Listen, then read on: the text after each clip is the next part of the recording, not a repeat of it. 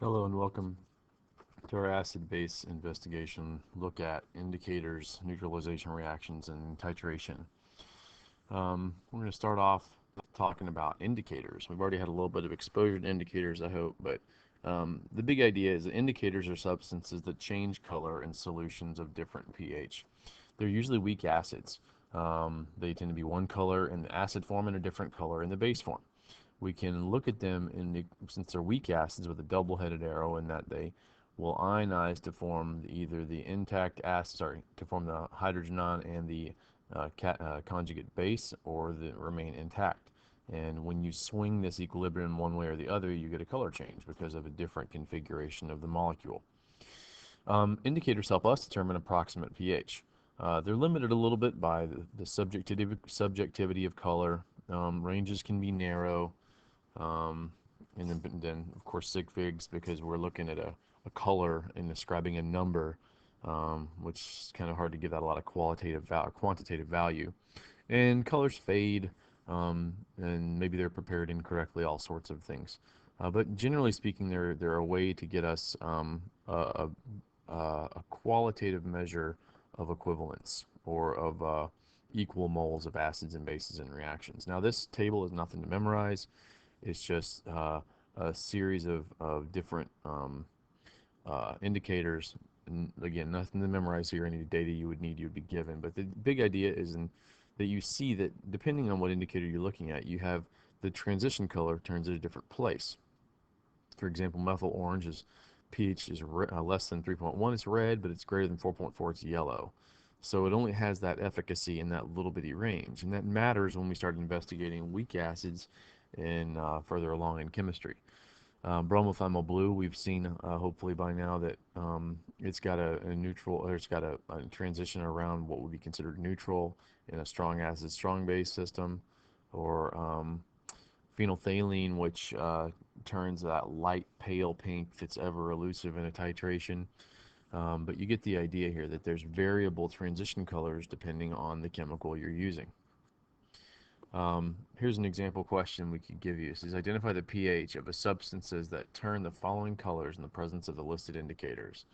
Um, and you can simply use the number line to help you with this. If phenolphthalein was colorless, that means the pH must be less than 8.2. So we would tell ourselves this is less than 8.2.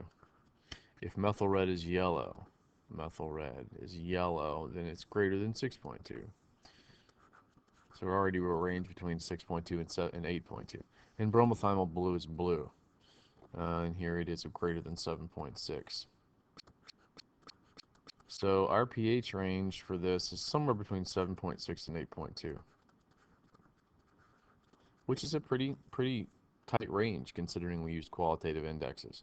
So we could also give you a question where this is the one we just did, but this is giving it in range form where you could just sort of play it out for yourself. If methyl red is red, we said that it was, what did I say?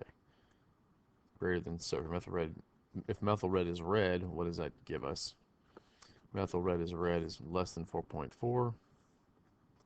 So we would place that where methyl red could be red.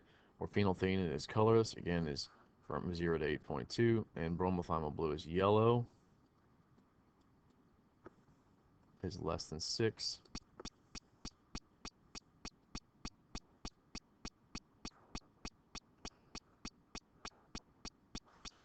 So what this amounts to, pardon me, is that our pH is somewhere in this range here.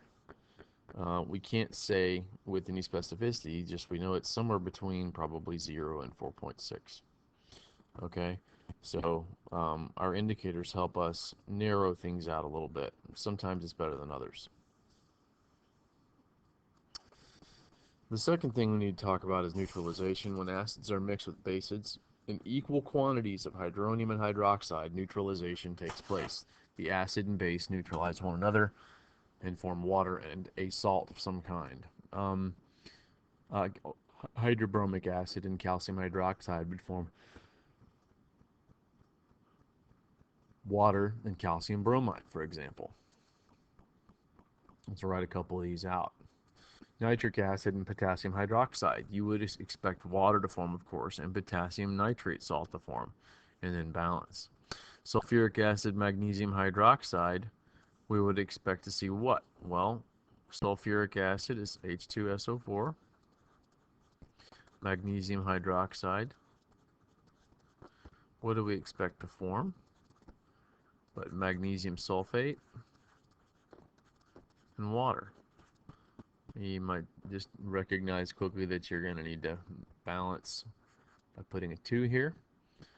But you have equal moles of sulfuric and magnesium hydroxide. You will have a neutral solution. It's got salt ions in it. We've already been working with neutralization reactions quite a bit, so we're going to move a little further into titration. Titration is a process in which we use the concept of neutralization reactions to determine molarity in an unknown solution. We don't always titrate just with acids and bases, but it's sort of the place where you titrate the most. This structure you see in the image is a burette. This burette is a gradated, it's got graduations all up and down it, tube with a stopcock. And at the top would be a value of 0, and down here near the base would be a value of about 50. So you have a range. You can quantify the amount of titrant you would be adding into your analyte. You can barely see down at the bottom of this. I'm going to move this real quick. The term analyte and the term titrant, because they're very important terms. The titrant is the substance that you're using to determine the molarity of the unknown, the analyte. So you have a known molarity, known volume you can use here, and you have a known volume of the thing you're trying to determine the pH of. So you could use a simple qualitative test like litmus paper to determine that this is an acid or a base. And then you could titrate with a known of the other until you reached equivalence. You could use a pH meter. You could use whatever indicator you thought might be most useful to you. But the big idea is that you're analyzing an unknown, the analyte, with a titrant that you do know. We will do this in class. The known solution, the titrant's dripped carefully into that analyte, containing an indicator. When the new solution's at equivalent concentrations of hydrogen and hydroxide ions, the analyte concentration can be calculated. So let's assume you chose an indicator that changed pH, that changed color right around what you would think would be an equivalence point. Anywhere between a pH of 6 and 8 usually is adequate. And you slowly dripped until you got exactly the volume it took to neutralize all that acid or base, whatever it was. You could then use that value to calculate the concentration you don't know, and I will show you how. First, let's define a couple things clearly. Equivalence points, the point of neutrality in a titration. Neutrality means between the acid and the base. There can be other factors that might change where neutrality is, but that's a different topic. For an acid-base titration, this is when the number of moles of hydrogen ion and hydroxide ion are equal. Endpoint is the point at which an indicator changes color. Not all endpoints change color at equivalence. That's a very important fact.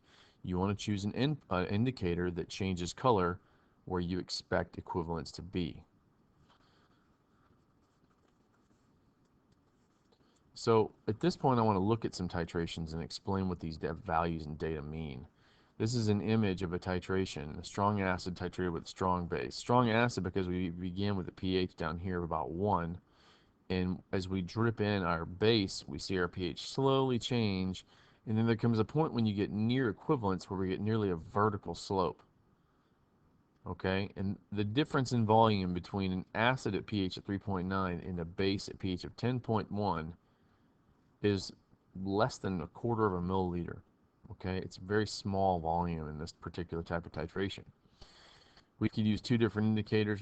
There's many indicators we can use, but if you use these 2 indicators, bromocresol green turns color at about a pH of 5, phenolphthalein at a pH of about 8.5. But the key idea is that equivalence is that midpoint in that vertical slope of your titration graph. You add your base, all of a sudden you get this vertical slope, very elusive equivalence point if you're trying to watch it happen in a lab, and then remaining bases left over.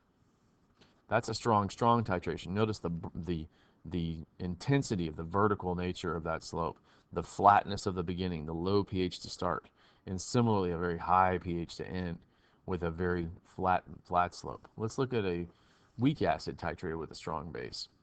Up top it looks pretty similar. We have a very high pH. We have a pretty strong drop plane here, but we get kind of a softer back and a higher pH from the weak acid we began with. It was not nearly as intense as that strong acid was. And we call the zone right here a buffering zone. Your blood is a buffer. It helps keep pH relatively flat despite threats from acids and bases in various forms that can enter your body. So what you're looking at here is that you should see that the pH of equivalence is actually higher than it would be for a strong acid, strong base titration. And we'll get into that, okay? But for now, just appreciate that this acid started with a higher pH. It's got more of a curve back to start, not quite the same intensity of the vertical jump, and finishes off similar to the base part of a weak acid, strong base titration. What if you titrated a strong base into a strong acid? You're just going backwards. It's the same exact curve, it's just going backwards as the first slide I showed you. What about a weak acid titrated with a strong base? Your weak acid, again, would start off, weak base, pardon me, with a strong acid.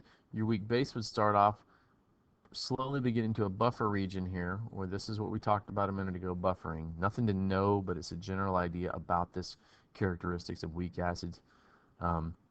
You have this soft curve, not that big brave curve we saw in a strong titration, but a softer slope with a lower beginning pH, indicative of a weak base. Strong base, you see a nice big proud back can drop. A weak base, you see that soft beginning and a soft flow to a strong acid, which has got that nice serious vertical line and then flat back. This is a polyprotic acid titrated with a strong base. Nothing to know here. I just wanted you to see what it looks like when we see 3 different hydrogen ions come off sequentially in a titration. When you titrate something like phosphoric acid, H3PO4, it's got 3 different hydrogen ions that come off one at a time from that molecule. And each one is progressively harder and harder to get off, to pull off. The first one comes off, your acidic system starts about 2.5, pretty low pH. You see that first hydrogen ion fighting, then it's off. Here's my first equivalence point. Okay, now I have H2PO4 H2PO4 1 minus. And then I continue adding my base, and I continue, and then my second comes off, and I could keep going. There's my third, much softer. But you notice those soft backs as the titrations take place in the humps where your challenging titration pieces are. A polyprotic acid requires 3 different equivalences. Okay, so nothing to know here. It's just interesting to see a polyprotic titration. So to compare those curves, the dotted lines you see are the strong version. The line is the weak version. Strong, dotted, weak, like that, to identify just the little differences among titration curves. When you titrate in class, you'll be building a curve too, more theoretical than literal, but you'll still be doing it. And you'll get to see how little pH changes as you begin, and then suddenly you just get this meteoric crescendo of a strong acid, strong base titration. You will do each of these, in fact, in class. You'll do a weak acid and a strong acid titration. So you'll see those.